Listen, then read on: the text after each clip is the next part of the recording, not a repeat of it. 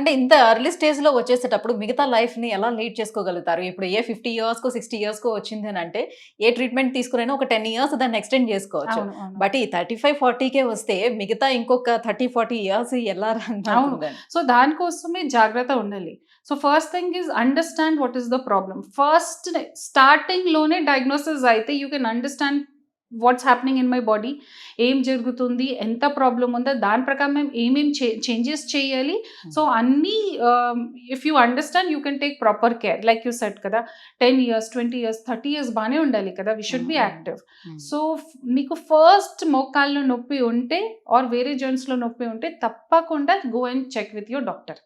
So, జనరల్‌గా ఆస్టియోఆర్థరైటిస్‌లో first symptoms ఏంటి? హ్మ్. మోస్ట్ కామన్ సింప్టమ్స్ ఇది. జనరల్‌గా మీకు ఎట్ రెస్ట్ మీన్స్ రెస్ట్ చేసినప్పుడు టైంలో, పడుకున్నప్పుడు టైంలో నొప్పి లేదు.